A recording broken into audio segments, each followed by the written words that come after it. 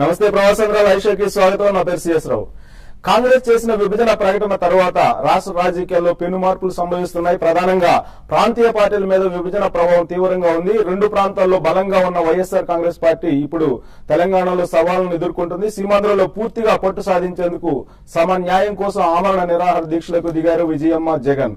ఢిల్లీ వెళ్లిన సీమాంధ్రకు జరుగుతున్నటువంటి అన్యాయంపై విజయమ్మ వివరించారు. ప్రస్తుతం జగన్ ఆమరణ నిరాహార దీక్ష చేస్తూ సీమాంధ్రుల పక్షాన నిలిచారు. ఇలాంటి పరిస్థితి ఆ పార్టీకి ఎంతవరకు లాభం చేకూరుస్తుంది, ఇరు ప్రాంతాల్లో ఎలా ఉంటుంది, ఎలాంటి రాజకీయ ప్రయోజనాల కోసం దీక్షలు కొనసాగిస్తున్నారు, ఇలాంటి అంశాల మీద చర్చించేందుకు వైసీపీ మద్దతుదారు గోనె ప్రకాష్ గారు ప్రస్తుతం స్టూడియోలో ఉన్నారు. ఆయన సీనియర్ లీడర్. తాజా రాజకీయాల మీద కాకుండా పూర్వపు రాజకీయాల మీద కూడా అనుభవం ఉన్నటువంటి నేతల్లో ప్రముఖులు. ఆయనతో ఇంటరాక్ట్ కావాలనుకునే ఎన్ఆర్ఐలు స్క్రీన్ మీద కనిపిస్తున్న అమెరికా నంబర్లో ఫోన్ చేసి మీ అభిప్రాయాలను తెలియజేయచ్చు. ఇక జగన్ చేస్తున్నటువంటి దీక్ష వల్ల ఆ పార్టీకి ఎంతవరకు లాభం చేకూరుస్తుంది? ప్రస్తుతం ఉస్మానియా ఆసుపత్రి నుంచి జగన్ నిమ్స్ ఆసుపత్రిలో తరలిస్తున్నారు. ఉస్మానియా నుంచి జగన్ ని నిమ్స్ ఆసుపత్రికి ఎందుకు తరలించాల్సి వస్తుంది? ఆ రెండు ఆసుపత్రులకు సంబంధించి ఏర్పాట్లు ఎలా ఉన్నాయనేది గోన్ ప్రకాష్ గారిని అడిగి తెలుసుకున్నా. నమస్తే అండి గోన్ ప్రకాష్ గారు, వెల్కమ్ టు స్టూడియో. సో మీకు అటు ఉస్మానియా ఆసుపత్రికి సంబంధించినటువంటి విషయాలు తెలుసు, అక్కడ ఉండేటువంటి ఏర్పాట్లు తెలుసు, అక్కడ ఉండేటువంటి వైద్యుల గురించి కూడా తెలుసు, అలాగే నిమ్స్ కు సంబంధించినటువంటి పూర్తి వివరాలు కూడా తెలుసు. జగన్ ఉస్మానియా నుంచి నిమ్స్ కు తరలించాల్సినటువంటి అవసరం ఎందుకు వచ్చిందని మీరు అనుకుంటున్నారు? ఉస్మానియాలో ఏదైతుందో ఫెసిలిటీస్ నిమ్స్ అంతా మెరుగలేవు. ఇప్పుడు కాదు, నిమ్స్ అటానమస్ కాకముందు కూడా ఏదైతుందో నిమ్స్ బెటర్. ఉస్మానియాలో కూడా ఏదైతుందో చాలా అంటే వైట్ కార్డ్ హోల్డర్ కానీ మాస్ పీపుల్ వస్తూ ఉంటారు అక్కడికి. నిమ్స్ కేమో కొంత ఛార్జెస్ పెట్టారు. దీన్ని ఏదైతుందో ఫండ్స్ కానీ దీనికి అటానమస్ ఇవ్వడం వల్ల దీనికి అప్రూవ్ చేశారు. అదేమో గవర్నమెంట్ ఫండ్స్ తో జరుగుతుంది. నేను దాంట్లో ఉన్నాను, విఐపీ బ్లాక్ లో దీంట్లో ఉన్నాను. నాకు ఎక్స్ఎంఎల్ఏ ఉన్నప్పుడు కానీ నాకు మిత్రులున్న ఈవెన్ నక్సలైట్ మిత్రులు కూర్రాజన్ లాంటి వాళ్ళు కానీ, ఈవెన్ అంజయ్య గారు కూడా 82లో మేము సంజయ్ మంచినప్పుడు ఆయన అప్పుడు నిమ్స్ ఇంత ఇంప్రూవ్ లేదు. అక్కడ విఐపీ రూమ్స్ చాలా బ్రహ్మాండంగా ఉంటుండే. 82 నేను అనుకుంటున్నా ఏప్రిల్ ఏదో అంజయ్య గారు దాదాపు ఒక 1 వీక్ హాస్పిటల్లో ఉండేది. అప్పుడు మేము మేనకా గాంధీని ఇక్కడికి తీసుకొచ్చి నేను Maneka Gandhi party first time trip చేసే ముందు ఆయన అవుతుందో అక్టోబర్ నవంబర్ అప్పుడు హాస్పిటల్ పోయి కలిసాం. ఆగిసం వీరప్ప మంత్రి గారిని కూడా అక్కడనే కలిసాం. తో ఇప్పుడున్న సిచ్యువేషన్ ఏదైతుందో నిమ్స్ ఈజ్ బెటర్. కాకుండా డాక్టర్స్ చెప్పారు మాకుండే ఇక్కడ పరికరాలు కానీ యాక్చువల్ గా ఏదైతుందో దీక్షకు ఏదైతుందో ఏం ట్రీట్మెంట్ టు బి ఫ్రాంక్ చెప్పాలంటే ఏం లేదు ఇప్పుడు. సార్ మీరు చాలా లేట్ గా చెప్తున్నారు, ఎలాంటి ట్రీట్మెంట్ పెద్దగా అవసరం లేదని చెప్పి. ఈవెన్ రెండు ఆసుపత్రులు మీరు పోలీసు చెప్తున్నారు. ఉస్మానియా కన్నా కూడా నిమ్స్ ముందే నిన్ననే చెంచులగూడ జైలు నుంచి తరలించేటప్పుడు నేరుగా నిమ్స్ కు తీసుకురాకుండా చెంచులగూడ నుంచి ఉస్మానియాకి ఎందుకు తీసుకెళ్ళినట్టు? ఇప్పుడు ఈ పరీక్షలు ఏదైతుందో ఇంతకు ముందు దీక్షలు పట్టినప్పుడు గానీ ఏదైతుందో దేశ చరిత్ర గానీ ఇన్ని లేకుండే. ఇప్పుడు ఉండేది విఐపి జగన్ ఒక మాస్ లీడరు. తర్వాత ఏదైతుందో అప్కమింగ్ అంటే ఈ రాష్ట్రంలో ఒక అంటే ఏ సర్వేలు చూసినా కూడా ఏదైతుందో 20 పైన లోక్సభ వస్తాయి. రాబోయే రోజుల్లో జగన్ యుగం అనేది ఆ దాంట్లో ఉన్నది కనుక ఏదన్నా జరిగేది ఉంటే ఈజ్ ఇన్ ద కస్టడీ కనుక ఏదైతుందో అటువంటి ప్రికాషన్ చేస్తున్నారు. నిజంగా చెప్పాలంటే స్వాతంత్రం రాకముందు గానీ వచ్చిన తర్వాత గానీ అమరణ నిరాదీక్షల పేరు మీద అంటే నిరవేదిక అనుకోండి, అమరణ అనుకోండి, ఇప్పటి వరకు ఏదైతుందో మరణించిన వాళ్ళు ఏదైతుందో ఇద్దరే. ఒకటి పొట్టి శ్రీరాములు 51 రోజులు ఎంతో చేశాడు. దాని తర్వాత స్వాతంత్రం రాకముందు ఒక అతను బెంగాల్ వాసి లాహోర్ జైల్లో బ్రిటిష్ వాళ్ళకి ఏదో జైల్లో దాంట్లో నాకు ఎక్కడో చదివాను గుర్తులేదు. బట్ బిఫోర్ అంటే మనకు స్వాతంత్రం రాకముందు 1947 బిఫోర్ అతను చనిపోతే అతనికి ఈవెన్ డబ్బులు కూడా ఏదైతుందో ప్రోగ్ చేసి అతని శవాన్ని అతని గ్రామానికి పంపి పూర్ ఫెయిల్. సో ఇప్పుడు పరిస్థితులు ఎలాంటి ఆందోళన చెందాల్సిన అవసరం లేదు. ఆందోళన చేయాలి. జగన్మోహన్ రెడ్డి గారు కూడా ఇప్పుడు ఉన్న వాళ్ళు ప్రికాషన్ డాక్టర్స్ ఇవన్నీ చేస్తా ఉంది. కానీ అతను ఆల్రెడీ 7 days ఏదైతుందో ఫీజు దీక్ష చేశాడు. అతని బాడీ గానీ అతని ఫుడ్ సిస్టమ్ గానీ ప్రకారం ఏదైతుందో ఈజీగా ఏదైతుందో 15-16 రోజుల వరకు ఎటువంటి ప్రమాదం ఉండదు.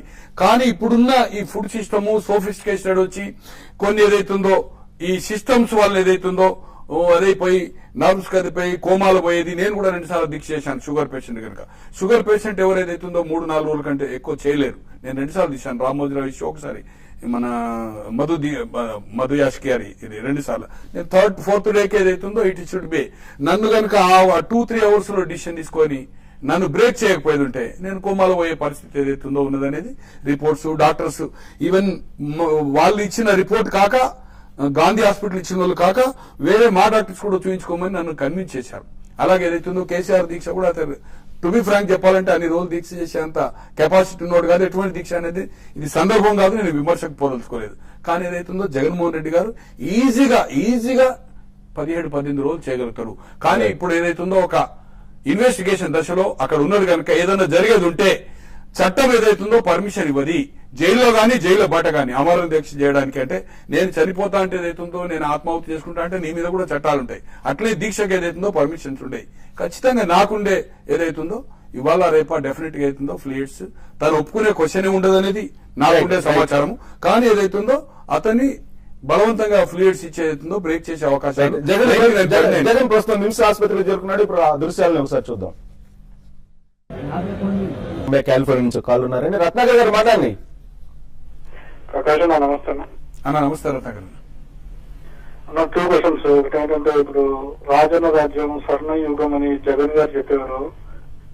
ఆయన ఉస్మానియా ఆసుపత్రులకు వెళ్తే వైద్య సదుపాయాలు లేవు అంటే మరి రాజన్న రాజ్యం స్వర్ణ యుగంలో వైద్య సదుపాయాలు పూర్తిగా ఇంత ఘోరంగా ఉన్నాయా?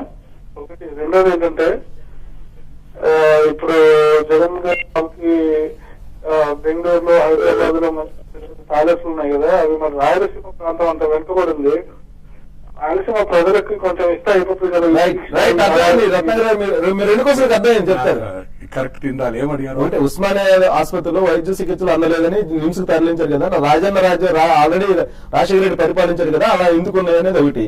రెండు ఏంటంటే రాయలసీమ వెనకబడింది అంటున్నారు. వెనకబడితే జగన్ యొక్క ఆస్తులు ఉన్నాయి కదా, బెంగళూరులో ఆస్తులు రాసి ఇవ్వచ్చు కదా అని అడుగుతారు. అదే ఆస్తులు దొరుకుతుంది కదా సిబిఐలకు. రత్నాకర్ గారు చెప్పాలి, రావాలి ఇక్కడికి రావాలన్నా మీరు దయచేసి ఏదైతుందో వచ్చేది ఉంటే మీతో కలిసి పనిచేస్తాను. ఆస్తులు ఎంతున్నాయి, అప్పులు ఎంతున్నాయి అన్ని చూసుకొని అవి సరిపోయేటట్టుంటే ఏదైతుందో ఆస్తులు ఏదైతుందో ప్రజల కోసం గానీ రాయలసీమ కోసం అంకితం చేయడానికి నేను గ్యారంటీ. నా పూచి మీరు రండి. ఆయనకి ఏమన్నా ఆస్తులు అక్రమంగా మరి సిబిఐకి దొరుకుతలేవు, టీడీపీలకు దొరుకుతలేవు, ఎవరికి ఇంకా అసలు అంతు చిక్కడం ఏదైతుందో మరి మీ దగ్గర ఏదైతుందో ఎన్ఆర్ఐ దగ్గర చాలా ఇన్ఫర్మేషన్ ఉంటుందో నాకు తెలుసు.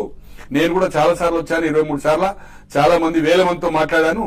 బాగా ఇన్ఫర్మేషన్ ఉంటుంది. ఆ ఇన్ఫర్మేషన్ మీరు ఇక్కడికి ఇస్తే మంచిగుంటది. రాజన్న ఈ 4 ఏళ్లకెళ్ళి ఏమున్నదంటే రాజ్యం రాజశేఖర రెడ్డి గారు 5 ఏళ్లు ఉన్నాడు. రామన్న రాజ్యం రాజ్యం దాని ఏదో రాజకీయాల్లో ఇవన్నీ యుద్ధం. ఒకటి, ఈ రోజు ఏదైతుందో రాజశేఖర రెడ్డి గారు చేసిన పరిపాలన రెండోసారి మహాకూటమైన కూడా 33 స్థానాలు 153 ఇచ్చారు. ప్రజలండి అల్టిమేట్. మీరు నేను కాదు. నేను టీవీలో వచ్చి మాట్లాడడం నేను గొప్ప అనుకోవద్దు. మీరు అక్కడి నుంచి ప్రశ్నలు అడిగితే నేను జవాబు చెప్తే నేను తెలివి పడినో, మీరు ప్రశ్నలు వేసిన దానికి తికమక పెట్టినామని మీరు అనుకోవద్దు. Ultimate people. ఇలా పీపుల్ ఏదైతుందో రెండోసారి విశ్వసనీయత మీద అతని చేసిన పరిపాలన మీద సంతృప్తి చెంది దేశంలో ఎక్కడ లేనని సీట్లు ఇచ్చి యూపీఏ 2 రావడానికి రాజశేఖర రెడ్డి గారు కారణమే. రైట్, చిన్న బ్రేక్ తీసుకున్నారు. మాట్లాడండి. ప్రకాష్ రావు గారు నమస్కారం అండి. నమస్కారం కిషోర్ గారు.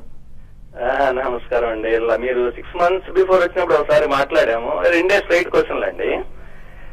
నిన్న యాసిన్ పథకాలని అత్యంత కట్టుదిట్టమైన భద్రత మధ్య తరలించడం చూసాము. ఇవాళ అదే విధంగా జగన్మోహన్ రెడ్డిని కూడా తరలించడం పెద్ద తేడా ఏం లేదనిపించింది. ఒకతను మత ఛాందసవాదంతో డైరెక్ట్ గా ప్రజల్ని చంపేశాడు. ఇతను ఆర్థిక ఉన్మాదంతో ప్రజల్ని ఇండైరెక్ట్ గా చదువు దెబ్బతీశాడు.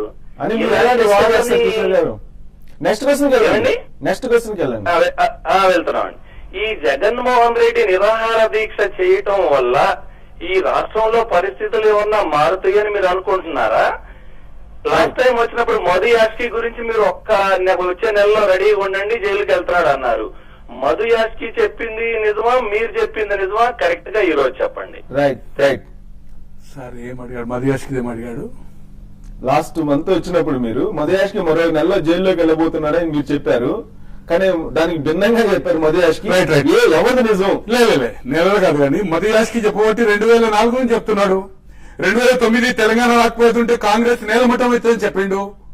మధు యాష్కి ఇప్పటి వరకు నేను చెప్పిన దానికి జవాబు చెప్పలేదు. అతని 2 తమ్ములు గాని చెల్లి గాని ఏ విధంగా తెచ్చిన జవాబు చెప్పలేదు. ఇప్పుడు తెలంగాణ వచ్చిందని ఎట్లా అనుకుంటున్నారు? ఇప్పటికీ తెలంగాణ నిర్ణయం ఏదైతుందో మీరు అనుకున్నంత ఇప్పుడు ఆశామాషిగా లేదు. నేను తెలంగాణ వాదిని, తెలంగాణ కావాలని కోరుకుంటున్నా. కానీ వాళ్ళు గెలుపు కోసం తెలంగాణ అన్నారు. నిన్నదానికి ఎందుకు మాట్లాడలేదు మధు యాష్కి? ఇదంతా అయినాక మళ్ళీ జోరుగా మాట్లాడుతున్నాడు. మళ్ళీ ఇప్పుడు నోరెందుకు మూసిండు? సమన్వయం పాటించాలి. కృష్ణ కమిటీకి మన దాని పేరైంది దుబాయ్ లో పైసలు ఇచ్చిండ్రు. శ్రీకృష్ణకు దుబాయ్ లో పైసలు ఇచ్చిండా? అన్ని ఆయనే చెప్తా ఉంటాడు. ఒకటి, నేను చెప్పింది నువ్వు చెప్పింది కాదు. ఇప్పుడు ఈ రాష్ట్రం ఏదైతుందో అతాకుతలం అవుతుంది. ఇక్కడ జగన్ సమస్యనా నిన్న ఆయన ఆ టెర్రరిస్ట్ సమస్యనా బతకాలి వారికి ఏదైతుందో అంత నమ్మకం విశ్వాసం ఉంది. ఆర్థికంగా జగన్మోహన్ రెడ్డి గారు దోచుకున్నాడు. దమ్ము కలేజా ఉంటే మీరు మధు యాష్కి ఇద్దరు రండి, రేపు ఎంతమంది ఎంపీలు వస్తారండి, మీ దగ్గర ఏమున్నాయి లక్షల కోట్ల వేల కోట్ల చూపెట్టండి, నేను మీతో కలిసి మాట్లాడడానికి చెప్పందా.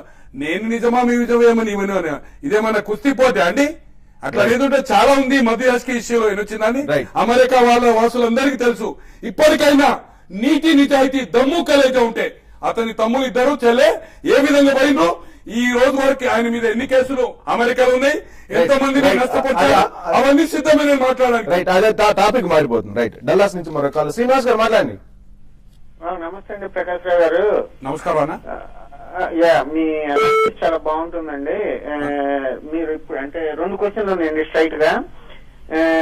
ఒకటి, అల్టిమేట్ గా ప్రజలు చెప్తే అది అన్నారు. ప్రజలు ఒక్కోసారి పొరపాటు పడి నిందితుల్ని కూడా లేదా నేరస్తుల్ని కూడా ఎన్నుకోవచ్చా, అది కరెక్ట్ ఎలా అవుతుంది? ఒకటి.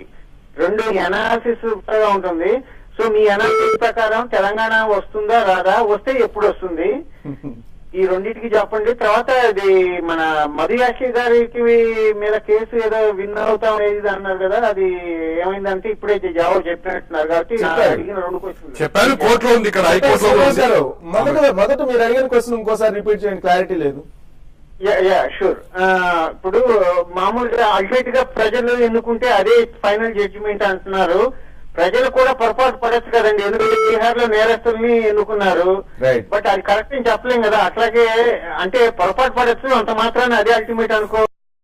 తీర్పిస్తే రాష్ట్రమంతా ప్రజలు తీర్పిస్తే ప్రజలు ఏదైతుందో కోట్లాది మంది వేస్తే మనం ఎన్ఆర్ఐలము గోనె ప్రకాశరావే మేధావులు అనుకుంటే ఇక మరి ప్రజలను మూర్ఖులు అనుకుంటే ప్రజాస్వామ్యం ఎలా నడుస్తుందో అమెరికాలో గానీ ఇక్కడ గానీ ఏదైతుందో ప్రజల తీర్పును ఏదైతుందో ఒకసారి తప్పు చేయొచ్చానంటే నేనేం చెప్పగలుగుతాను.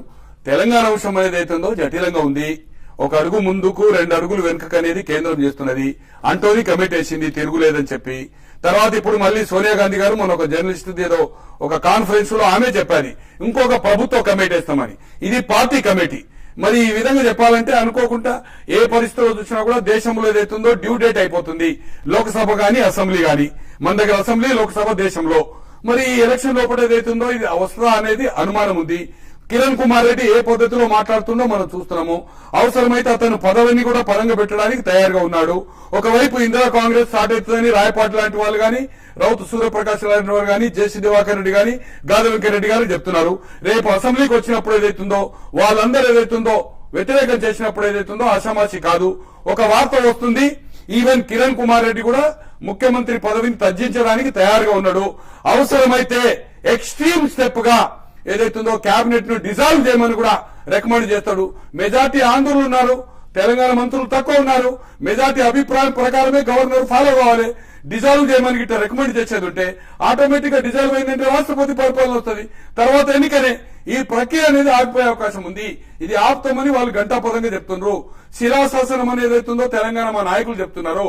మరి నిజంగా చెప్పాలంటే మాత్రం 99.9 తెలంగాణ వస్తుంది నేను కూడా విశ్వసిస్తున్నా, రావాలని కోరుకుంటున్నా. కానీ ఇది హార్డల్. ఒక విధంగా దిగ్విజయ్ సింగ్ గారు రెండు ప్రతిపాదనలు చెప్తున్నారు. ఒకటి, మొదటిసారిగా అసెంబ్లీకి తీర్మానం పంపుతాము. డిసెంబర్ 10, 2009 ప్రకటన ప్రకారము తీర్మానం అంటున్నారు. తీర్మానం అంటే ఓటింగు. తీర్మానం అవసరం లేదంటున్నారు. మళ్లీ కేంద్రానికి పోయి కేబినెట్ నిర్ణయమై ప్రెసిడెంట్ ద్వారా 2వ సారి వస్తుంది అంటున్నారు. ఈ 2 సార్లు రావడం అనేది అంటే తెలంగాణ ఈ ఎన్నికల లోపల ఇచ్చే ఉద్దేశం లేదు. ఈ రాష్ట్రంలో జగన్మోహన్ రెడ్డి యొక్క ప్రతిష్టను గానీ ఇక్కడ ఏదైతుందో టీడీపీని కాంగ్రెస్ ను మైనస్ చేయడానికి యూపీఏ ఏదైతుందో పన్నాగం బన్ని ఇటు తెలంగాణలో బీజేపీ టీడీపీ గానీ వైఎస్ఆర్ ఫినిష్ అయిపోయి అక్కడైపోయి 2 ప్రాంతాల్లో లబ్ధి అయి యూపీఏ రేపు రాహుల్ గాంధీ ప్రధాని కోసము సీట్ల లెక్కలు పెట్టేదైతుందో దిగ్విజయ్ సింగ్ ఏదైతుందో ఈ విభజన జరిగినట్టుగా ప్రశ్నలే ఓపెన్ గా చెప్పాడు. ఇక్కడ నుంచి పిలిపించిన ఎన్జిఓ నాయకులను గానీ, జేఏసీ గానీ, విద్యార్థి నాయకులు గానీ మేము తెలంగాణ ఇస్తే మా వైపు ఉంటారా టీఆర్ఎస్ వైపు ఉంటారా అని ఈ విధంగా ఏదైతుందో సీట్ల కోసము రాహుల్ గాంధీని ప్రధాని కోసం చేసిన కనుక ఇది చిత్తశుద్దితో చేసినట్టు కనిపిస్తలేదు. ఇది ఆంధ్రలో అడ్డుకున్నప్పుడు మాత్రం ఇది ఈజీ కాదనేది ఏదైతుందో వార్తల ప్రకారం కనిపిస్తుంది. కావాలని మాత్రం నేను కూడా కోరుకుంటాను. రైట్, పెన్సిల్ నుంచి మరో కాల్ వెయిట్ చేస్తున్నారండి. పల్లవి గారు మాట్లాడండి. హలో గోల ప్రకాష్ గారు, గుడ్ ఆఫ్టర్నూన్ అండి. నేను మీలాగే తెలంగాణ వాదిని, కానీ వైఎస్ఆర్సీపీ పార్టీ సమన్యాయం సమన్యాయం అంటున్నారు. అసలు ఆ సమన్యాయం ఏంటి? మరి మీరు పరకాల మీటింగ్ లో సమన్యాయం అంటే ఇది చేసి మీరు విభజించండి అని ఏ రోజు చెప్పలేదే. మహబూబ్ నగర్ మీటింగ్ లో కూడా ఏ రోజు చెప్పలేదే. ఇప్పుడు వచ్చి సమన్యాయం సమన్యాయం అంటున్నారు. మీరు చాలా మంది కాలర్స్ ఏదైతుందో కొన్ని ఆర్ట్స్ ఉండి తర్వాత జగన్ గారితో చాలా మంది కాలర్స్ వెయిటింగ్ ఉన్నారు. పల్లవి గారు మీరు 100% కరెక్ట్ అడిగారు.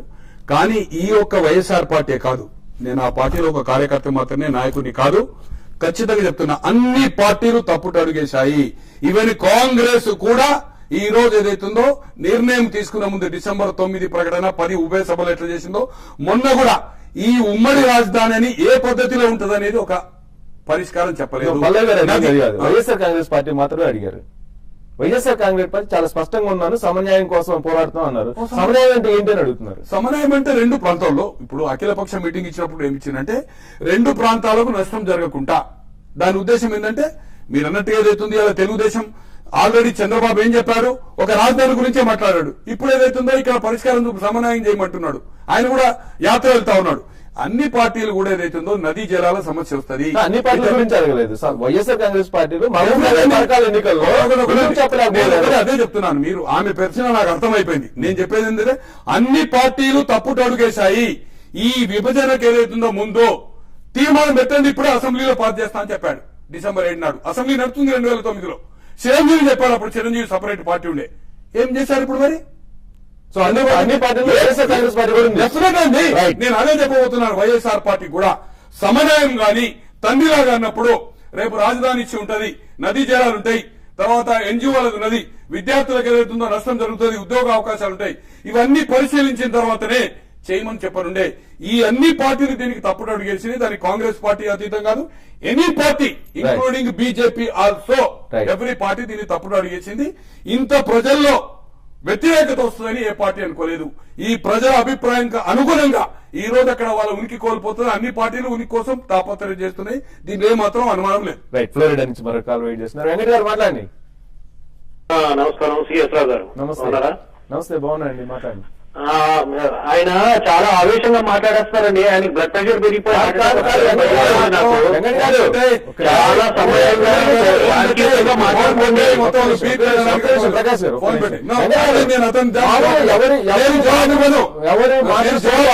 మీరు బీపీ బ్లడ్ ప్రెషర్ అని ఒక అవమానపరిచేలా మాట్లాడారు. అది కరెక్ట్. ఉన్నప్పుడు కూడా ఇక్కడ ఒక లైవ్ షో కండక్ట్ చేసినప్పుడు మీరు మాట్లాడినా, గోని ప్రకాష్ గారు మాట్లాడినా, లేదంటే ఇంకో గెస్ట్ మాట్లాడినా అందరికీ కొన్ని లక్షల మంది చూస్తుంటారు, కొన్ని కోట్ల మంది అబ్జర్వ్ చేస్తుంటారు. 23 సార్లు వచ్చిన అమెరికా ఇటువంటి అర్థవంతంగా అడగండి. క్రిటిసైజ్ అనేది పర్సనల్. రైట్. వెంకట గారు మీ క్వశ్చన్ కి సమాధానం చెప్పని తిరస్కరిస్తున్నారు. నా దగ్గర ఒక 25 లక్షలు ఉన్నాయండి. వెంకట గారు ఇండియాకి వచ్చి ఇన్వెస్ట్ చేయాలనుకుంటున్నాను. కించపరుస్తూ ఇక్కడికి రా, అక్కడి నుంచి ఒక ఇంపార్టెంట్ పాయింట్ రైజ్ చేశారు. కేబినెట్, రాష్ట్ర కేబినెట్ ఒక తీర్మానం చేసి గవర్నర్ కి పంపిస్తే మెజారిటీ గవర్నమెంట్ ని డిజాల్వ్ చేస్తూ ఒక తీర్మానం చేసి పంపితే ఖచ్చితంగా గవర్నర్ దాన్ని ఆమోదించాల్సినటువంటి అవసరం ఉందంటారా లేదంటారా? ఖచ్చితంగా సార్. మెజారిటీ కేబినెట్ డిసిషన్ ప్రకారమే గవర్నర్ అనేది స్టాంపు, ప్రెసిడెంట్ అని స్టాంపు. ఒక కేబినెట్ ముఖ్యమంత్రి ఏ ముఖ్యమంత్రి గాని దానికి అధిష్టాన వర్గం ఉండదు. నేషనల్ పార్టీ బీఫామ్ కాదు ఎలక్షన్ పోటీ చేయడానికి ఏదైతుందో ఏఐసిసి ఇవ్వాలని ఏసీ ఆథరైజేషన్ ఉండదు దీనికి. ఇక్కడ ఒక ముఖ్యమంత్రి, ఈ ముఖ్యమంత్రి కేబినెట్ మెజార్టీ అభిప్రాయం ప్రకారం ఏదైతుందో I'm going to the house this dissolve అనేది రికమెండ్ చేస్తే గవర్నర్ పంపితే గవర్నర్ ఏదైతుందో ఆటోమేటిక్ గా ప్రెసిడెంట్ ఆఫ్ ఇండియాకి పంపాలి. కానీ గవర్నర్ విశిష్టాధికారాలు ఉంటాయి కదా. మీరు అన్నట్టుగానే విశిష్ట అధికారమే తీసుకుందాం అనుకుందాం. మళ్ళీ ఇంకొకరు ఎవరు పిలుస్తారండి? అక్కడ 175 మందిలో ఇక్కడ 50 మంది ఉంటే 100 మంది కాంగ్రెస్ వాళ్ళు అక్కడ ఉన్నారు. ఇప్పుడున్న ప్రజల ప్రకారం ఏదైతుందో ఇప్పుడు తెలంగాణలో నిన్నదాకా తెలంగాణ ఇవ్వకపోతే మేము గెలవలేము, మేము పోటీ చేయమని ఎట్లా అన్నారో వాళ్ళు అదే మాట మాట్లాడుతున్నారు. వాళ్ళకు ఇక్కడ ప్రజలకు ఏదైతుందో ప్రకారం ఉందో ప్రజల అభిప్రాయం ప్రకారం ప్రజల మనోభావాలను కలుసుకుని వాళ్ళు ప్రజల మనోభావాలు వాళ్ళకు ఉనికి కోల్పోతున్నారు. ఆ 100 మంది ఏదైతుందో ఎమ్మెల్యే వాళ్ళు కూడా గెలవరు కదా. ఆ సమస్యలను మాకు అడ్రస్ చేయండి, దీనికి క్లారిటీ చెప్పండి. విభజనకు మేము అభ్యంతరం లేదని అన్ని పార్టీలు చెప్తున్నాయి. ఈ రోజు నదీ జలాలు ఈ రోజు ఏదైతుందో కావేరీతో తమిళనాడుకు కర్ణాటక ఎలా అవుతుంది, ఆరుమట్టి ఏమైంది, బావులు ఏమైంది, ఇవన్నీ సమస్యలు తీరాలంటే రాబోయే రోజుల్లో నీటి యుద్ధాలు ఈ దేశంలో అయితే ఒక ఆంధ్ర తెలంగాణ కాదు, రేపు రాబోయే రోజుల్లో ఈ నీటి యుద్ధాలు జరగద్దంటే కేంద్ర పరిధిలో ఈ మేజర్ ప్రాజెక్ట్స్ ఏదైతుందో రాజ్యాంగ సవరణ చేసి దాన్ని ఏదైతుందో కేంద్ర పరిధిలో తీసుకోవాలి. ఇప్పుడు రిజర్వ్ ఫారెస్ట్ పేరు మీద కొన్ని ల్యాండ్స్ ఏదైతుందో ఫారెస్ట్ ల్యాండ్స్ ప్రతి స్టేట్ లో ఉంటాయో ఆ పద్ధతిలో తీసుకున్నప్పుడే కానీ, లేకపోతే ఏదైతుందో ఈ ట్రిబ్యునల్ ప్రధానమంత్రి మహారాష్ట్ర ఏమైంది, సుప్రీంకోర్టును ఖాతరు చేయలే, ప్రధానమంత్రిని ఖాతరు చేయలే, ట్రిబ్యునల్ ఖాతరు చేయలే, ఎత్తు పెంచారు. సుప్రీంకోర్టు ఇప్పుడు ఎత్తు పెంచింది కదా, ఎట్లా కూడా కొడతాం? ఇవన్నీ ఏదైతుందో ఖచ్చితంగా ఏదైతుందో అడ్రస్ చేయడానికి అంటున్నారు. మెజార్టీ అభిప్రాయం ప్రకారం నడుచుకోవాలి. ఇది కన్వెన్షన్స్. తర్వాత మీరు అన్నట్టుగా నిజంగానే నడుచుకోలేదు అనుకుందాం, ఎవరిని పిలవాలి? సో ఆల్టర్నేటివ్ లేదు కాబట్టి 294 ఎమ్మెల్యేలో 158 ఎవరు చూపుతారు? ఇప్పుడు ఇక్కడ ఎంత చూపుతారు? ఇంకో లీడర్ని పిలిచేది ఎవరు తయారుగా ఉంటారు కదా. సో మైనారిటీ ప్రభుత్వం తెలంగాణ అనుకుంటే మొత్తం 119 అసెంబ్లీ కదా. ఆ 119లో గ్రేటర్ హైదరాబాద్ అండ్ ఎంఐఎం వాళ్ళు డిఫర్ అవుతున్నారు కదా. ఇప్పటికి తెలంగాణ దానికి వాళ్ళు మన మార్గం లేదు. ఎలక్షన్ అండి. చికాగో నుంచి మన కాల్ పుల్లయ్య గారు మాట్లాడండి. హలో, గెస్ట్ మీ పేరు కూడా తెలియదు కాదు. టీవీ గోనె ప్రకాష్ రావు గారండి, సీనియర్ లీడరు. అన్న పుల్లయ్య గారు చెప్పండి. అన్న గోనె ప్రకాష్ రావు, నేను మాజీ ఎమ్మెల్యే, మాజీ ఆర్టీ చైర్మన్ సార్, వైఎస్ఆర్ పార్టీలో కార్యకర్తలు. ఓకే, నమస్తే అండి కార్యకర్త గారు. అదే టీవీ పెడితే మీరు ఒకటి అంటున్నారు, మెజారిటీ జనం ఓటేసినాక జగన్ అనేది ఉందని. మరి అంతకన్నా ఎక్కువ మెజారిటీ ఓటేసి గెలిపిస్తేనే కదా ఇవాళ సో యూపీఏ గవర్నమెంట్ ఫామ్ అయింది. మీరు దాన్ని వాళ్ళు చేసే పనులను ఎందుకు అంతగానం ఖండిస్తున్నారు? అదొకటి. రెండోది ఏంటంటే ఈ తెలంగాణ ఇచ్చే శక్తి లేదు, ఇచ్చే శక్తి లేదని చెప్పినాక ఇవాళ ఇద్దరు విజయం అటు సైడ్ జగన్ ఇటు సైడ్ దీక్ష చేసుడే అసలు ఎందుకు చేస్తున్నారో కూడా ఒక క్లారిటీ లేకుండా జనాలలో గందరగోళం క్రియేట్ చేస్తున్నారు. ఇది ప్రత్యేక తెలంగాణకి ఎగెనిస్ట్ గా ఒక నిమిషం ఇది ప్రత్యేక తెలంగాణకి ఎగెనిస్ట్ గా కాదు, వేరే దేని గురించి అయినా అంటే ఆ క్లారిటీ ఇవ్వండి. ఎందుకంటే జనాలు గందరగోళం క్రియేట్ చెప్తారు. ఏమడిగా సార్ దీక్షలు చేశారు, క్లారిటీ లేకుండా చేస్తున్నారు. అసలు వాళ్ళు ప్రత్యేక తెలంగాణను అడ్డుకునేటువంటి ప్రయత్నం చేస్తున్నారు. అడ్డుకునే శక్తి ఈ రాష్ట్రంలో గానీ ఏదైతుందో ప్రజలకు ఉంది కానీ నాయకులకు లేదు. నిజంగా కేంద్రానికి చిత్తశుద్ధి ఉంటే ఇప్పటికి 1 month అయిందండి. అంతకుముందు 1 month బిఫోర్ అనౌన్స్ చేశాడు. ఇక్కడ సూన్లీ అని చెప్పాడు, విభజన జరిగిపోయిందని చెప్పాడు. ఇక్కడ దిగ్విజయ్ సింగ్ మన జూలై 1st 2nd వచ్చినప్పుడు కర్ణాటక పోయి చెప్పాడు. నేను కూడా మధ్యప్రదేశ్ ఇక్కడ మెంటల్ గా ప్రిపేర్ కానీ మాకు కూడా విద్యుత్ అంతా అక్కడికి పోయేది, ఛత్తీస్గఢ్ పోయేది, మేము ఏదైతుందో ఇబ్బంది పడ్డాము, నేను విభజన నా చేతిలో మీద చేసినని చెప్పాడు. ఇవాళ 2 months అయిందండి, అనౌన్స్మెంట్ అయ్యి 1 month అయిందండి.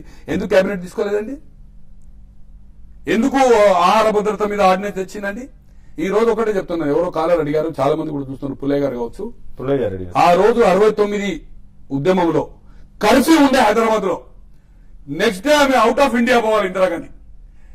జే చొక్కారావు గారు అన్నప్పుడు రీజనల్ కమిటీ చైర్మన్ అటానమస్ అది, అతను వెళ్లి ఇందిరాగాంధీని కన్విన్స్ చేసి హైదరాబాద్ అతాకుతలం అవుతుంది, కర్ఫ్యూ ఉంది, మీరు వచ్చేది శాంతి జరిగే అవకాశం ఉంది, మీరు రండి అంటే ఎట్లా చొక్కారావుజీ నేను అవుట్ ఆఫ్ ఇండియా పోతున్నాను రండి మీరు రాత్రి, వాళ్ళు జైల్లో ఉన్నారు కదంటే జైలు నుంచి పిలిపించచ్చు.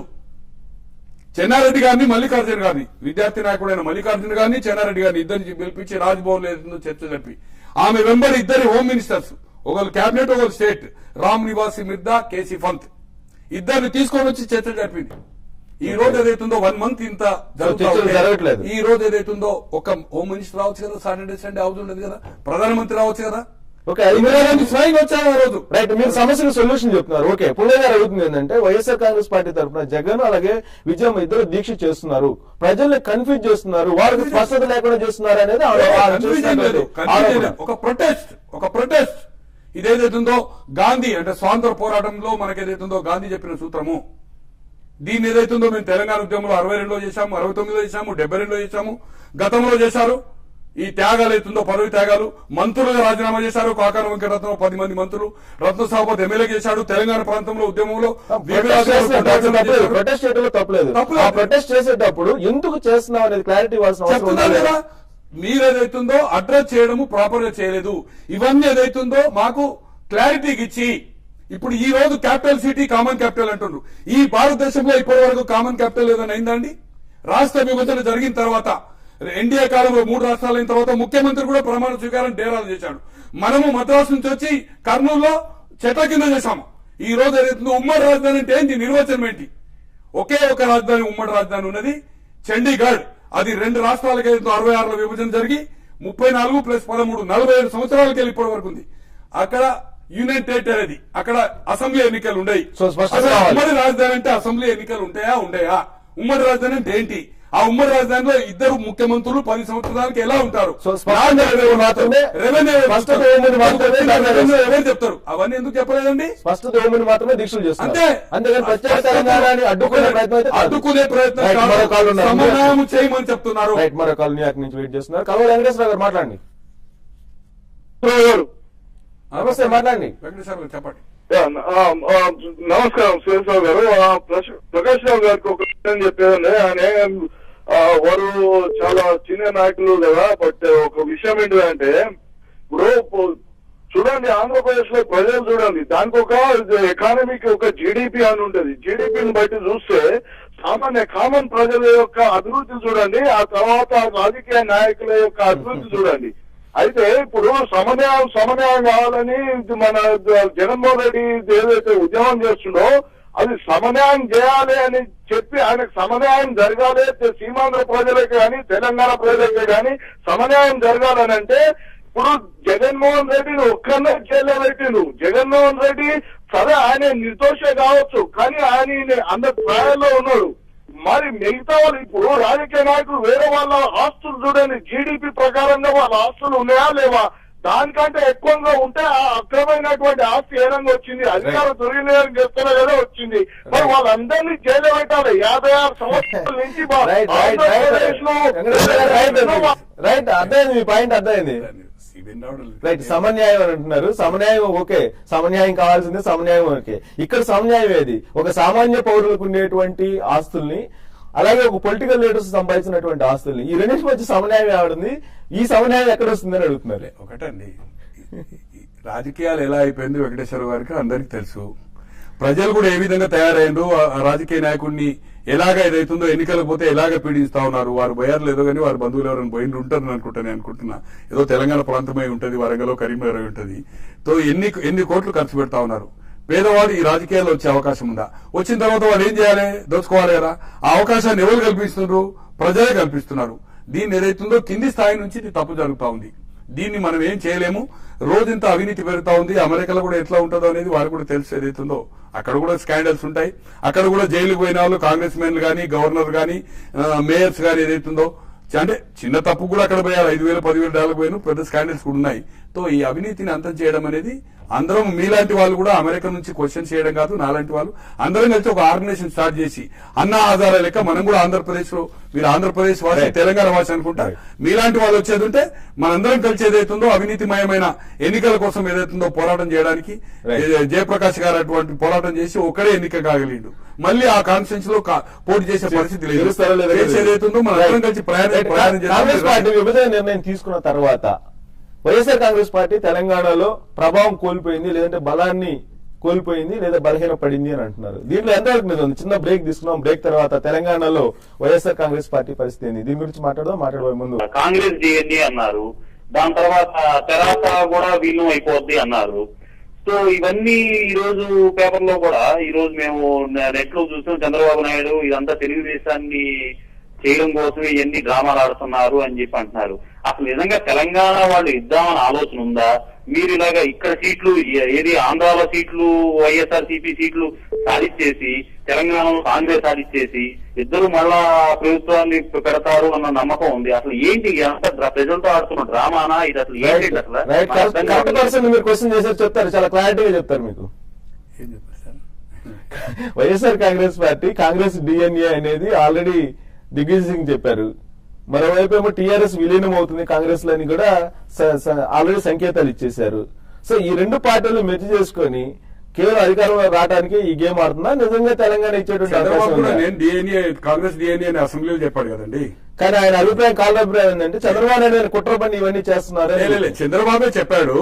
చంద్రబాబు ఏదైతుందో బీజేపీతో 98లో నేను మసీదులు కూలగొడతా ఉంటే మసీదులు కడతా అని బీజేపీతో కలిశాడు. తెలంగాణ దొంగల పార్టీ అన్న టీఆర్ఎస్ ఏదైతుందో తెలుగుదేశం కలిసింది.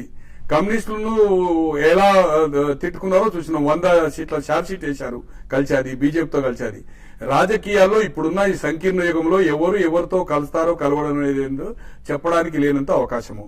ఒకటి జగన్మోహన్ రెడ్డి అనే అతను, నేను అనుకుంటున్నా అతను ఎప్పటి వరకు అయితే ఉంటాడో ఒక పార్టీగా అక్కడ ఉన్న సంకీర్ణ యుగంలో ఈ రాష్ట్రానికి బెనిఫిట్ అయినప్పుడు ఓపెన్ గానే CNN కి చెప్పాడు, వాళ్ళ అమ్మగారు కూడా చెప్పారు ఎకనామిక్స్ టైమ్స్ కు. అవసరమైతే ఈ రాష్ట్రం కోసం ఏదైతుందో కేంద్రంలో బీజేపీకి చేయం గానీ ఏదన్నా మూడో శక్తి గానీ ఇంకెవరన్నా ఫామ్ చేసినా మాకు ఈ రాష్ట్రానికి అభివృద్ధి నిధులు గానీ ఇది అగ్రికల్చర్ పాది గానీ ఒక రైల్వే అటువంటి పోర్ట్ఫోలియో తీసుకుని మా సీట్లు ప్రధానమైనప్పుడు మేము ప్రజల ఇంట్రెస్ట్ దృష్ట్యా ఎవరితోటైనా కలవడానికి సిద్ధం కానీ బీజేపీతో కలవని చెప్పారు.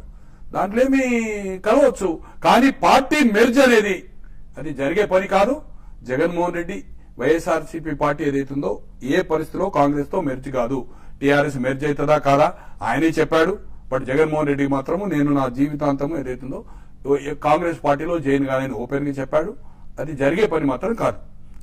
కాంగ్రెస్ విచారణటువంటి ఈ విభజన పాచిక రెండు ప్రాంతాల్లో కాంగ్రెస్ బలపడేటువంటి అవకాశం ఒకటండి. ఇక్కడ నేను మొదలే చెప్పాను మీకు, ఇక్కడ ఏదైతుందో టీడీపీని బీజేపీని దెబ్బతీయడానికి జగన్ ఏదైతుందో ఒక ప్రాంతానికి డైల్యూట్ చేయడానికి కోసము ఇది ఆడిన పన్నాగము. ఇక్కడ ఏదైతుందో బీజేపీ టీడీపీ రాకపోతే వాళ్ళకి ఏదైతుందో అడ్వాంటేజ్ అనుకున్నారు. అక్కడ ఎట్లా రాము తెలంగాణలో 17 కూడా ఒకటి రానప్పుడు కాంగ్రెస్ కు 2-3 ప్రాంతమే. తెలంగాణ ఇచ్చేది ఉంటే ఏదైతుందో ఈ 16 ఒకటి తీసేయండి. ఎంఐఎం అంటే 16కు 16 మనకే అవకాశం ఉంటది. బీజేపీ టీడీపీ ఫినిష్ అవుతుంది. రాహుల్ గాంధీని ప్రధాని చేయడానికి ఏదైతుందో ఒక్కొక్క సీటును కౌంట్ చేసుకుని ఏదైతుందో ఈ నిర్ణయం తీసుకున్నట్టు కనిపిస్తుంది. దిగ్విజయ్ సింగ్ గారు ఓపెన్ గా స్టేట్మెంట్ ఇచ్చారు. జేఏసీ నాయకులు గానీ విద్యార్థి నాయకులతో మాట్లాడిన పద్ధతి అలానే ఉందని నేను మొదలే చెప్పాను. రైట్. వర్జీనియా నుంచి మరో కాల్ వెంకటరామారావు గారు మాట్లాడండి. నమస్కారం రావు గారు. నమస్తే. నమస్తే ప్రకాష్ రావు గారు. నమస్కారం. నమస్తే. ఇది న్యాయం అంటే విన్నగానే సమన్వయం ఏం లేదు. ఇది ఒకటి. రెండోది తెలంగాణ వచ్చినా రాకపోయినా వైఎస్ఆర్ పార్టీ పొజిషన్ తెలంగాణలో ఏ విధంగా ఉంటుందని మీరు అనుకుంటున్నారు? కొద్దిగా స్ట్రీట్ ప్రశ్ననే స్ట్రీట్ సమాధానం చెప్తారు కోరుతున్నానే. తప్పకుండా సార్. తెలంగాణ ప్రాంతంలో మీరు అడగబోయారు. బ్రేక్ అంటే ముందు ఏదైతుందో వాళ్ళది చెప్పారు. ఎక్కువ అంచనా వేశారు. నేను చాలా మంది మీడియా మిత్రులతో ఓపెన్ గా చెప్పాను. కొన్ని సందర్భాల్లో ఓపెన్ చెప్పినప్పుడు కూడా నాకు పార్టీ నాయకులు ఈ విధంగా కాదు మేము టీఆర్ఎస్ కంటే ఎక్కువ వస్తాయని చెప్పమని కూడా మా నాయకులు కూడా కొంతమంది చెప్పారు. ఇక్కడ నిజామాబాద్ గానీ ఆదిలాబాద్ గానీ కరీంనగర్ గానీ మెదక్ గానీ వరంగల్లో ఆల్మోస్ట్ ఆల్ ఒక కొండ సూర్య గారు ఉంటే గెలిచే అవకాశం 99.9 ఉండే. ఆమె భర్త కూడా భూపాలపల్లిలో గెలిచిన ఆశ్చర్యం లేకుండే. వచ్చేది రిజల్ట్ ఖమ్మం, నల్గొండ, మహబూబ్ నగర్, రంగారెడ్డి సరౌండింగ్ ఒక 15 నుంచి హైదరాబాద్ సరౌండింగ్ 15-20 స్థానాలు అనుకునే. ఇప్పుడు కూడా ఖచ్చితంగా ఏదైతుందో 15 సీట్లు తగ్గకుండా విభజన జరిగినా కూడా ఏదైతుందో ఖచ్చితంగా ఇక్కడ 15 స్థానాలు డెఫినెట్ గా వస్తాయి. బీజేపీ కంటే కూడా టీడీపీ కంటే కూడా వైఎస్ఆర్సీపీ పార్టీకి ఎక్కువ రావడం ఖాయం. సో మిగతా జిల్లాలో వదిలిపెట్టారా? ఆ జిల్లాలో ఏదైతుందో అవకాశం లేదు. ఎందుకంటే అక్కడ టీఆర్ఎస్ బలం అక్కనే ఉంది. టీఆర్ఎస్ కు బలం అక్కనే ఉంది.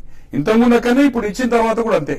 టీఆర్ఎస్ రేపు ఒంటరిగా పోటీ చేసేది ఉంటే కాంగ్రెస్ కి ఎక్కువ అవకాశాలు, టీఆర్ఎస్ కూడా అవకాశాలు లేవు.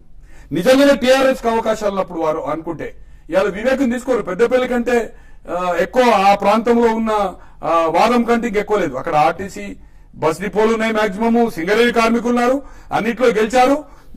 గ్రామ స్థాయిలో క్యాడర్ ఉంది. 2004లో కూడా సీట్ తీసుకోలేదు, ఇప్పుడు కూడా తీసుకోలేదు. ఈ రోజు వాళ్ళని చేర్చుకుంటున్నట్టే కరీంనగర్ అటువంటి centre district head quarter seat కూడా టీడీపీ వ్యక్తిని తీసుకున్నదంటే అతని దగ్గర గెలిచే అభ్యర్థులు లేరనే కదా.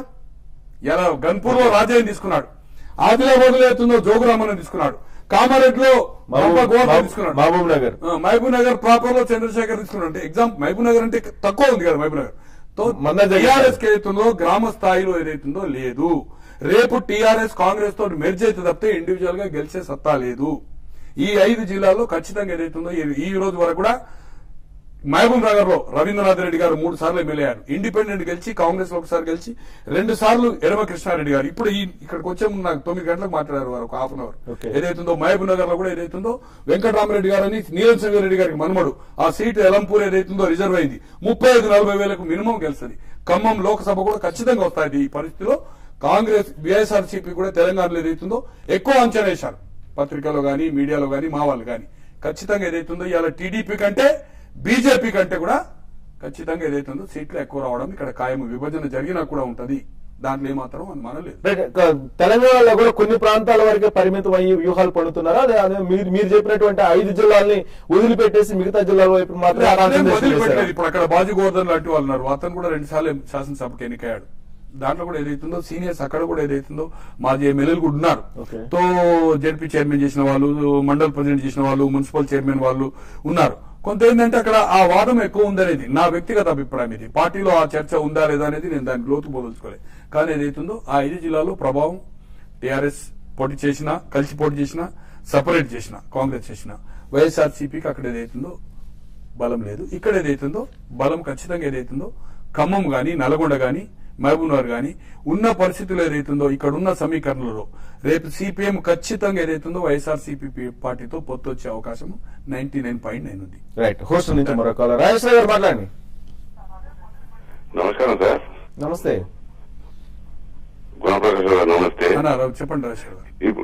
ఇప్పుడు మీరు రంగారెడ్డి ఇవన్నీ కలుపుకొని 15 సీట్ల కన్నా ఎక్కువ రావాలంటారు కదా, వస్తే మీరు రాజకీయాలకి తప్పుకుంటారా? రాజేశ్వర గారు, మీరు ఒక సైంటిఫిక్ గా లేదంటే అర్థవంతంగా లేదంటే ప్రజలకు అందరికి కూడా మీ వాయిస్ వినిపించేటట్టు అడగండి. సవాళ్ళు ప్రతి సవాళ్ళకి కాదు కదా మనం ఈ షో పెట్టుకుంది. సవాల్ అడిగే సవాల్ కాదు సార్. అంటే మీరు రాజకీయాలు తప్పుకుంటారా? రాండి, తప్పుకుంటే రాజేశ్వరరావు గారు మీరు రండి. ఏదైతే తక్కువ వచ్చేదో మన ఇద్దరం కూర్చొని మీరు అమెరికా వదిలిపెట్టండి, నేను ఏదైతుందో అమెరికా వచ్చి అక్కడ ఏదైనా నాకు మల్టిపుల్ వీసా అవ్వలేదు, మీరు వచ్చినప్పుడు 6 నెలలకు 5 నెలలకు ఇంట్లో ప్లీజ్. అదే నేను ఇప్పుడు అడిగింది అదేనండి. ఇప్పుడు రామారావు గారు అడిగిన దానికి రిప్లై ఇచ్చింది కదా, దాని అదే కూర్చొని వేసిన అంతే, వేరే. Okay, right, thank you. Okay, thank you. మరొక ఉన్నారు సుబ్బారెడ్డి గారు. సుబ్బారెడ్డి గారు మాట్లాడండి. హాయ్ సార్, గుడ్ ఈవినింగ్ అండి. Good evening. చెప్పండి. గోనె ప్రకాష్ రావు గారు, గుడ్ ఈవినింగ్ సార్. యాక్చువల్ గా ఇప్పుడు జగన్ చేస్తున్న దీక్ష గురించి కామెంట్ చేయాలంటే ఇది 100% రైట్ అండి. ఎందుకంటే కాంగ్రెస్ వాళ్ళు డెసిషన్ తీసుకున్నారు, but they are not doing justice for both the parts. So ఖచ్చితంగా ఈ జగన్ దీక్ష తీసుకోవడం 100% రైట్. సీమాంధ్ర వాళ్ళకు ఇబ్బంది కలగకుండా మాకు సమాన రైట్స్ కావాలని పోరాడుతున్నాడు. We all welcome definitely. And ఈ రోజు కూడా చూడండి, ఫర్ ఎగ్జాంపుల్ ఇప్పుడు ఉస్మానియా హాస్పిటల్లో సరైన ట్రీట్మెంట్ లేక నిమ్స్ కు తరలిస్తున్నారు. సో అలాంటి నిమ్స్ హాస్పిటల్స్ కూడా, అలాంటి ఉస్మానియా హాస్పిటల్స్ కూడా లేని సీమాంధ్ర ఇప్పటికి స్టిల్ ఉంది మనకు. సో హైదరాబాద్ విషయంలో కానీ, వాటర్ విషయంలో కానీ, ఎంప్లాయ్మెంట్ విషయంలో కానీ, డెవలప్మెంట్. సుబ్బారెడ్డి గారు, నేను పార్టీలకు అతీతంగా మాట్లాడుతున్నా. అమరణ నిరాహార దీక్ష చేసే వాళ్ళకు ట్రీట్మెంట్ ఎందుకు అవసరం అండి? కోసం ఏదైతుందో మనం చావడానికి సిద్ధంగా ఉన్నప్పుడు ఏదైతుందో అక్కడ ఫెసిలిటీస్ లేవు, ఇక్కడ ఫెసిలిటీస్ లేవు, ఎందుకండి? ఎక్కడైనా చేయొచ్చు కదా. కానీ దీక్ష చేయడం అనేది కరెక్ట్ అని చెప్పి సుబ్బారెడ్డి గారు మద్దతు ఇస్తున్నారు.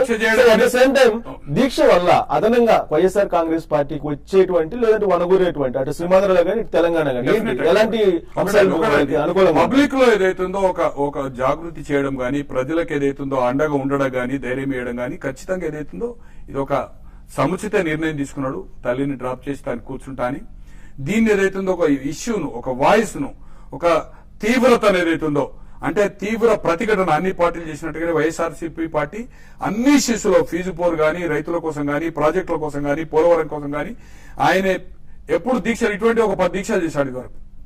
ధరల విషయంలో గానీ, ఆర్మూర్లో గానీ, ఢిల్లీలో గానీ, పోలవరం గానీ, విజయవాడ గానీ, గుంటూరులో గానీ, ఇక్కడ ఫీజు పోరు గానీ లాట్ ఆఫ్ దీక్షలు చేశాడు. ఇది మంచి నిర్ణయం, ఇది పార్టీకి స్ట్రెంత్ అనే. దీంట్లో ఏమాత్రం వైఎస్ఆర్ కాంగ్రెస్ పార్టీ స్ట్రెంత్ సీమాంధ్రలోనా లేదంటే తెలంగాణలో నేను చెప్తున్నా సార్. ఇప్పుడు మీకు మహబూబ్ నగర్ లో గానీ ఏదైతుందో ఇలా సమన్యాయం అంటే తెలంగాణకు అన్యాయం చేయమని మరింత బలహీనపడేటువంటి అవకాశం లేదు తెలంగాణలో. డెఫినెట్లీ అండి. ఇప్పుడు ఉన్నట్టుగా ఈ పార్టీలో మహబూబ్ నగర్ లో గానీ, నల్గొండ గానీ, రంగారెడ్డి గానీ, హైదరాబాద్ లో ఏదైతుందో పార్టీకి బలం. ఇప్పుడు ఉండే కార్యకర్తలు, వచ్చే కార్యకర్తలు కూడా జనాలు కూడా అక్కడ ఆంధ్ర నుంచి ఎవరు రావడం లేదు. ఈ ప్రాంతం వల్లే నల్గొండ, ఖమ్మం వల్లే వస్తున్నారు, మహబూబ్ నగర్ వస్తున్నారు. డెఫినెట్ గా ఇది పార్టీకి స్ట్రెంత్ అను. తర్వాత ఒక వాయిస్ ను, ఒక ప్రొటెస్ట్ ను ఇదేదైతుందో ఒక సరి అయిన పద్ధతిలో తీసుకుపోతుంది. ఇది మంచి, ఇది పార్టీ కూడా ఏదైతుందో బెనిఫిట్.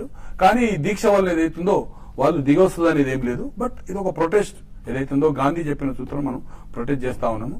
మనం ఈ ఫెసిలిటీస్ కోసం కావాలని పోరాడడం కూడా నాకు వ్యక్తిగత అభిప్రాయము మంచిది కాదు. మనం తీసుకున్న దీక్ష కఠోర నిర్ణయం. అమర దీక్ష అయినప్పుడు ఇక్కడ పెట్టాలి, అక్కడ పెట్టాలి, ఉస్మానియా లేదు, నిమ్స్ తీసుకెళ్లాలి అనేది ఇది మంచి పద్ధతి కాదు. ఇది మంచి సాంప్రదాయం కూడా కాదు అనేది నా వ్యక్తిగత అభిప్రాయం. రైట్. ప్రస్తుతం జగన్ ఆమరణ నిరాహార దీక్ష చేస్తున్నారు. నిమ్స్ లో ఆల్రెడీ వైద్యం కూడా ఆయన నిరాకరిస్తున్నారు. ఈ క్రమంలో 2వ తారీఖు నుంచి షర్మిల ప్రజల మధ్యకు వెళ్లబోతున్నారు. ఏంటి, ఏ నినాదాలు వినిపించడానికి ఆమె ప్రజల మధ్యకు వెళ్లబోతున్నారు? ఇప్పుడు పార్టీ అదేనండి, ఇప్పుడు చేసిన ప్రజలు చేస్తున్న ఉద్యమానికి ఏదైతుందో మద్దతు పలకడానికి, ఇంకా గ్రౌండ్ రియాలిటీలు ఏదైతుందో, ఇంకో ప్రజలు ఏదైతుందో ఒక సమీకరణ చేయడానికి ఏదైతుందో ఒక మంచి నిర్ణయం ఆమెది. డెఫినెట్ గా ఆమె ఒక మహానేత కుమార్తెగా ఆమె మరో ప్రజాస్థానం ఏదైతే ప్రజా ప్రస్థానం ఏదైతుందో బ్రహ్మాండంగా చేసింది 3000 పైన కిలోమీటర్లు. నేను అనుకుంటున్న ప్రపంచ చరిత్రలో ఇక చేయబోరు. ఇది కూడా ఏదైతుందో ఆమె ఖచ్చితంగా సక్సెస్ అవుతుంది. ఎలాంటి వాయిస్ వినిపించబోతున్నారు ప్రజలకు? ఎలాంటి భరోసా అనేది లేదు, ఎలాంటి వాయిస్ మనం ఏది కానీ వాళ్ళ స్లోగనే సమన్యాయము. గతంలో అఖిల పక్షంలో పోయినప్పుడు ఇచ్చినప్పుడు కానీ ఇప్పుడు కానీ ఈ యొక్క సమస్యలను తీర్చి ఈ అనుమానాలను నివృత్తి చేసే విభజన చేయండి, అప్పటి వరకు విభజన చేయడానికి వీల్లేదు, అవి నిర్ణయం ఈ లోపల చేయొద్దంటే అప్పటి వరకు మీరు యునైటెడ్ స్టేట్ గా ఉంచండి అనేది నినాదం ఉంటుంది. ఇంకా వేరే నినాదం ఉండదని నా ఉద్దేశం. రైట్. మీరు చెప్తున్న దాని ప్రకారం ఆర్టికల్ 3 ప్రకారం రాష్ట్రాన్ని విడదీయండి, మాకు అభ్యంతరం లేదని చెప్పి తన లెటర్ లో ఇడుపులపాయలో ఏదైతే ప్లేనరీలో నిర్ణయం తీసుకున్నారో ఆ నిర్ణయం ప్రకారం ఆర్టికల్ 3 ప్రకారం మేము కట్టుబడి ఉన్నామని చెప్పారు. కానీ ఇప్పుడు మీరు విభజనకు అడ్డుపడుతూ అటు ప్రజల్ని చైతన్యపరిచేటువంటి ప్రయత్నాలు చేస్తున్నారు. ఇది ఎలాంటి సంకేతాలు తీసుకున్నారు? అడ్డుకుంటలేరు. సమన్వయము అంటే ఇప్పుడు ఏదైతుందో క్యాపిటల్ ఇష్యూ ఉంది, ఇక్కడ అన్ని ఉద్యోగాలు, రెవెన్యూ ఉందండి. హైదరాబాద్ కు 45% రెవెన్యూ ఉంది. ఈ రోజు ఏదైతుందో ఇక్కడ ఇంత ముందు అభివృద్ధి జరగలేదు, బ్యాక్వర్డ్నెస్ కోసం అడిగాము, ఇప్పుడు ఆత్మ గౌరవం కోసం అంటున్నాము. ఈ రోజు 45% రెవెన్యూ హైదరాబాద్ ఉంది. ఇక్కడ ఉద్యోగాలు కానీ, ఇక్కడ ఉన్న వాళ్ళకి రక్షణ కానీ, తర్వాత ఈ నదీ జలాల వివాదం కానీ ఇవన్నీ తేల్చాలంటుంది. ఇప్పుడున్న ఎన్జిఓస్ ప్రాబ్లమ్స్ కానీ, విద్యార్థులు ఇప్పుడు మెడికల్ ఇంజనీరింగ్ సీట్స్ ఉన్నాయి, ఇక్కడ ఎక్కువ ఉన్నాయి, 1300 సీట్లు. ఇవన్నీ తెలియకుండానే ఇంకోటి సమన్వయం చేయాలి తండ్రి లాగా చెప్పారు. కానీ ఇవన్నీ ఇష్యూస్ ఏదైతుందో ప్రజెంట్ చేస్తే బాగుండే అన్ని పార్టీలు కూడా దీన్ని విస్మరించినాయి. ఇది అన్ని పార్టీల తప్పు అని నేను మొదలే చెప్పాను. నేను మా పార్టీని సమర్థించడం లేదు. ఇవన్నీ ఇష్యూస్ ను అడ్రస్ చేసిన తర్వాతనే ఈ తప్పును సరిదిద్దుకునేటువంటి క్రమంలోనే షర్మిల ప్రజల మధ్యకి వెళ్తుంది. అట్లేం కాదు, అదేం కాదు. ఇవన్నీ ఇష్యూస్ చేసి ఒక వైఎస్ఆర్సీ పార్టీ కాదు కదండి, అన్ని పార్టీలు అడుగుతున్నాయి కదండి, కాంగ్రెస్ నాయకులు అడుగుతున్నారు కదండి, కేంద్ర మంత్రులు అడుగుతున్నారు కదండి. కేంద్ర మంత్రులు వాళ్ళ పార్లమెంట్ సభ్యులే సస్పెండ్ అయ్యారు కదండి, మళ్ళీ సస్పెండ్ అయ్యే కావడానికి తయారున్నాడు. వాళ్ళ ముఖ్యమంత్రే తిరుగుబాటులో ఉన్నాడు. అవసరమైతే ఇందిరా కాంగ్రెస్ ప్రజలు మొత్తము ఉల్టా పల్టా చేస్తారు, ఏదైతుందో ప్రజల మనోభావాలకు వ్యతిరేకంగా పోతే పుట్టు పునాదులు ఉన్నాయని చెప్తుంటే మీరు వైఎస్ఆర్సీ పార్టీని అభిప్రాయాన్ని మిగతా పార్టీలు భిన్నమైనటువంటి పార్టీ అని చెప్తున్నారు కదా, మాట తప్పని మడిమ తిప్పనేటువంటి నాయకత్వం మాదని చెప్తున్నారు కదా. ఈ ఇష్యూకును దానికి సంబంధం లేదండి. మడమ మాట అనేది దీనికి సంబంధం లేదు. ఈ ఇష్యూ ఏదైతుందో ప్రజల సెంటిమెంట్ తో ఈ రోజు 72-69 కంటే మహా ఉద్యమం అక్కడ ప్రజలు ఏదైతుందో ఏ జిల్లాలో ఎక్కడ ఏ నాయకుని అండలేకుండా 1 month బిఫోర్ ఒక 3 ఛానల్ చెప్పిన, మీ ఛానల్ కూడా June 10కి చెప్పిన, అనౌన్స్ చేయకముందు 72 జయాంధ్ర ఉద్యమం కంటే మహా ఉద్యమం వస్తుందని ఓపెన్ గా లైవ్ లో చెప్పాను. రాజేంద్ర ప్రసాద్ గారు అంటే రాజేంద్ర ప్రసాద్ గారు అప్పటి వరకు మీరు సర్పంచ్ అయినో కాలేదో, మీ వయసు ఎంతో, ఎమ్మెల్సీ అయితే ఇప్పుడు మాజీ అయ్యారు. కాకాని వెంకటరత్నం గారి నాయకత్వంలో 10 మంది మంత్రులు రాజీనామా ఇచ్చారు. ప్రజల ఒత్తిడికి లొంగి ఆ రోజు కంటే పెద్ద ఉద్యమం వస్తుంది. అప్పటికంటే ఇప్పుడు ఇంకా సమస్యలు జటిలంగా ఉన్నాయని చెప్పాను నేను. అదే ఇప్పుడు జరుగుతుంది కాదు. రైట్. ఫైనల్ గా కేబినెట్ నిర్ణయం తీసుకున్నప్పుడు మెజారిటీ పీపుల్ డిజాల్వ్ చేయమంటారు. ఆ డిజాల్వ్ ప్రతిపాదనని లేదంటే తీర్మానాన్ని తీసుకెళ్లి గవర్నర్ కి ఇస్తే ఖచ్చితంగా డిజాల్వ్ చేయాల్సినటువంటి అవకాశం ఉంది అని అన్నారు. అలా కాకుండా రాష్ట్రపతి పాలన పెట్టి రాష్ట్రాన్ని విడదీయాలి అని అనుకుంటే 100% మీరు కరెక్ట్ అడిగారు సార్. కొంతమంది మేధావులు చెప్తా ఉన్నారు, మీరు కూడా మీ ఛానల్ అక్కడ ఉంది తెలుసుకోమనండి. ఇప్పటి వరకు 14 రాష్ట్రాల విభజన జరిగింది. రాష్ట్రపతి పరిపాలన ఉన్నప్పుడు ఒక రాష్ట్ర విభజన జరగడానికి వీలే లేదు, అటువంటి నిర్ణయం తీసుకోదు, ఇప్పటి వరకు జరగలేదు. ఆర్టికల్ 3 ప్రకారము ప్రెసిడెంట్ నుంచి అసెంబ్లీకి వచ్చి అసెంబ్లీ వ్యూస్ చెప్పిన తర్వాతనే రాష్ట్ర విభజన జరగాలనుంది. పార్లమెంట్ లో అడ్రస్ చేయడానికి వీల్లేదని చెప్పింది. ఖచ్చితంగా ఏదైతుందో అటువంటి జరగది. కొంతమంది చెప్తా ఉన్నారు పంజాబ్ హర్యానా రాష్ట్రపతి పరిపాలన జరిగిందని. తప్పు. 66లో జూలై అనుకుంటూ జరిగినప్పుడు ఏదైతుందో ఈ నిర్ణయం జరిగిన తర్వాత రాష్ట్రంలో అశాంతి వచ్చినప్పుడు రాష్ట్రపతి పరిపాలన పెట్టారు. ఇప్పుడు రాష్ట్రపతి పరిపాలనను లిఫ్ట్ చేసి దానికంటే ముందు అన్ని నాయకులను చర్చించి అంగీకారం వచ్చిన తర్వాత మళ్ళీ అదే అంటే సచేతనం ఉంచారు. అదే ఎమ్మెల్యేలతోటి గవర్నమెంట్ ఫామ్ చేసి మళ్ళీ అసెంబ్లీని వ్యూస్ తీసుకుని రాష్ట్ర విభజన జరిగింది. కానీ ఇక్కడ అవకాశం లేదు, ఎందుకంటే ఎన్నికలు February, Marchలో ఉన్నాయి కనుక ఇక్కడ అవకాశం లేదు. అక్కడ ఇంకొక 1 year పైన టర్మ్ ఉండే కనుక ఆ అవకాశం జరిగింది. అది కూడా రాష్ట్రపతి పరిపాలన జరగలేదు. ఖచ్చితంగా ఎక్స్ట్రీమ్ నిర్ణయం జరిగే అవకాశం కూడా ఉంది అని అనుకుంటున్నారు పత్రికలు, టీవీ వాళ్ళకి అందరికి తెలుసు. కొన్ని పత్రికలు, టీవీలు, తెలంగాణ నాయకులు కూడా రాష్ట్రపతి పరిపాలన పెట్టి నిర్ణయం చేయమని చెప్తా ఉన్నారు. రాష్ట్రపతి పరిపాలన పెట్టేది ఉంటే నిర్ణయం జరగది. రైట్. రాష్ట్రపతి పరిపాలన పెడితే నిర్ణయం జరగదన్నారు. మరోవైపు గవర్నమెంట్ డిజాల్వ్ అయిపోతుందని చెప్తున్నారు. ఇలాంటి పరిస్థితుల్లో తెలంగాణ అసలు ఇప్పట్లో ఇచ్చేటువంటి అవకాశం అదే అండి, వాళ్ళకి ఇచ్చే ఉద్దేశం ఉంటే సార్, ఓకే, వాళ్ళకి ఇచ్చే ఉద్దేశం ఉంటే 1 month నుంచి ఎందుకు నిర్ణయం తీసుకోలేదు? అంతోని కమిటీ ఎందుకు వేశారు? ఇంకొక గవర్నమెంట్ కమిటీ ఎందుకు అంటున్నారు? ఎందుకు ఈ ఆర్గ్యుమెంట్స్ వింటున్నారు? ఎస్, మేము నదీ జలాలు ఉన్నాయి, కాన్స్టిట్యూషన్ అమెండ్మెంట్ చేస్తాము, ఇది కేంద్ర పరిధిలో తీసుకుంటాము, రాజధాని 10 ఏళ్ల కోసం ఢిల్లీ లాగా యూనియన్ గవర్నమెంట్ ఉంది, స్టేట్ గవర్నమెంట్ ఉంది, రెవెన్యూ, అర్బన్, తర్వాత మన ల్యాండ్ ఆర్డర్ మేము ఉంచుకుంటామని ఎందుకు చెప్పడం లేదు? అది క్లారిటీ చెప్పడం లేదు. వాళ్లకు క్లారిటీ లేదు, కన్ఫ్యూజన్ లో ఉన్నారు. అక్కడ ఇంత ఉద్యమం, అక్కడ తీవ్ర ప్రతిఘటన వస్తుంది అనుకోలేదు. దీన్ని బేరో చేసుకుని సరైన సమయం కోసం చూస్తున్నారు.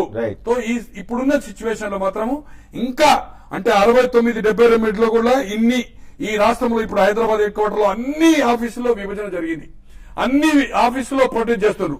ఇటువంటి నిరసనలు 69-72 జరగలేదు. ఇది ఫస్ట్ టైం. ఇది తీవ్రంగా ఏదైతుందో రేపు రాబోయే రోజుల్లో జరగబోయే అవకాశం ఉంది. కనుక ఏదైతుందో ఇష్యూ జటిలంగా ఉంది. కిరణ్ కుమార్ రెడ్డి అనేవాడు మొండిగా తయారయ్యాడు. అతను కనుక ఆ నిర్ణయం మీద నిన్న చెప్పిన ప్రకారం గాని, మొన్న చెప్పిన ప్రకారం గాని, ఆయన చెప్తున్న మంత్రుల ప్రకారం గాని నిర్ణయం తీసుకుంటే ఈ నిర్ణయం ఆగిపోయే అవకాశం ఉంది. ఎన్నికల తర్వాత అయినా తెలంగాణ వచ్చే అవకాశం ఉంది అనేది నేను భావిస్తున్నాను. Thank you very much Gone Prakash గారు. మీరు చాలా సీనియర్ నేత, చాలా స్పష్టంగా చెప్పారు. ఏ కోణాల నుంచి చూసినా గానీ తెలంగాణ ఇప్పటికిప్పుడు విడిపోయేటువంటి లేదంటే విడగొట్టేటువంటి క్లారిటీ కేంద్ర ప్రభుత్వం దగ్గర లేదంటున్నారు. సో ఎలక్షన్ ముందు చేస్తారా, ఎలక్షన్ తర్వాత చేస్తారా, అసలు చేసే అవకాశం ఉందా లేదా అనేది చూడాల్సి ఉంది. ఇది వాళ్ళ ప్రవాసం కార్యక్రమం. రేపు మరో గెస్ట్ మళ్ళీ కలుసుకుందాం. చూస్తూనే ఉండండి TV5.